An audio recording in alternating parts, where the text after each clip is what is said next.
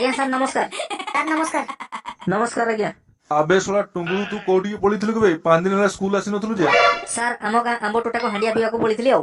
ମୁଁ ଶଳା ଯଦି ଖାଲି ଏଇ ସ୍କୁଲରେ ମାଷ୍ଟର ନ ହେଇଥାନ୍ତି ଦେଖିନା ତୁ ଏଇନା କଣ କରିଥାନ୍ତି। ମୁଁ ଜାଣିଛି ଆଜ୍ଞା, ମତେ କିଛି ହେନା କରିପାରିବେନି ଆଜ୍ଞା। ଆବେ ଶଳା ତୁ ପାଠ ସାଠ ପଢୁଛୁ ନା ନାଇଁ ବେ? ନା ହାଣ୍ଡିଆ ସହିତ ସବୁ ପାଠକୁ ଚାଖଣା କରିକି ଖାଇ ଦେଇଛୁ? ବେ ମାଷ୍ଟର ତୁ ଆଇଛୁ ପାଠ ପଢିବା ନାଇଁ ପାଠ ପଢା, ଏତେ କାହିଁ ପ୍ରଶ୍ନ ପଚାରୁଛୁ? ପଚାରୁନୁ କଣ ପଚାରିବା କଥା ପଚାର। ଆଉ ତୁଇ କି କହୁଛୁ ନା ପାଠକୁ ଚାଖଣା କରିକି ଖାଇଦେଲ? ମୁଇଁ ଥରେ ପଢିବି ନା ସବୁ ମୋ 14 ପୂର୍ଜ ପର୍ଯ୍ୟନ୍ତ ମନେ ରହିବ। ପଚାରୁନୁ କଣ ପଚାରିବା କଥା।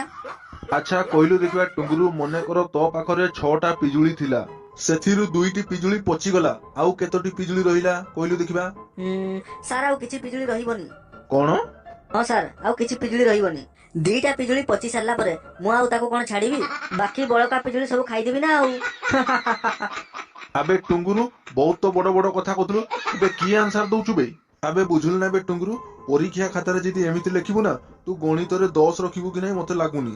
ହଉ ଦେଖିବା ଆଉ, ତୁ ଯଦି ପରୀକ୍ଷାରେ ପାସ୍ କରିବୁ ତାହେଲେ ମୁଁ ବହୁତ ଖୁସି ହେବି ଆଉ। ଏମିତି କହିଲେ କେମିତି ହବ କହିଲୁ ଦେଖିଆ ମାଷ୍ଟର? 10 ମାର୍କ ଟାକୁ ପାସ୍ କରେଇକି ଖୁସି ହେଇକି ଦେବୁ ନା ଆଉ। ଆଉ ଯଦି ହେନେ ମୁଁ ଫେଲ ହେଇଗଲି ତଥାପି ମୁଁ ହେନେ ବହୁତ ଖୁସି, କାହିଁକି ନା ମୋ ତଳ ଶ୍ରେଣୀର ଝିଅ ମାନେ ମତେ ଭାଇ ବୋଲି ଡାକୁଛନ୍ତି। ସେମାନଙ୍କ ସହିତ ମିଶିକି ହେନେ ପଢିବି ଆଉ। ଶଳା ନାଳୁଆ ବଦମାସ କୋଉଠିକା, ଏଇଥିପାଇଁ ତତେ ଶଳା ତୋ ବାପା ତୋତେ ସ୍କୁଲକୁ ପଠଉଛି? କହିଲା କଣ ନା ତଳ ଶ୍ରେଣୀ ଝିଅଙ୍କ ସହିତ ମୁଁ ପଢିବି, ମତେ ଭାଇ ଡାକୁଛନ୍ତି।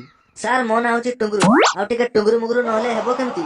ଏ ବନ୍ଦ କର ମ, ଯୋଉ କଥା ପଚାରୁଛୁ ସେ କଥା କାହିଁ କହୁନୁ, ଉଲ୍ଟା ପାଲ୍ଟା କାହିଁ କହୁଛୁ?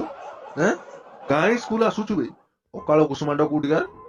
ଆଚ୍ଛା ଝିଙ୍କ, ତୋ ପାଇଁ ପ୍ରଶ୍ନ, କହିଲୁ ଦେଖିବା। ପରିବା କିଲୋ 50 ଟଙ୍କା, 250 ଟଙ୍କାରେ କେତେ କିଲୋ ପରିବା ମିଳିବ? କୋଉ ସହ ସାରେ? ଆରେ 250। ସାର୍ ମୁଁ ଡେଲି ସ୍କୁଲ ଆସୁଛି, ସେ ସହ ତ କେବେ ପଢା ହେଇନି ସାର୍। ବେ 250 ମାନେ 250 ଟଙ୍କା, ମାନେ 250 ଟଙ୍କା କେତେ କେଜି ପରିବା ମିଳିବ? ଓହୋ 250 ଟଙ୍କା, ସେ କଥା କହୁନାହାନ୍ତି।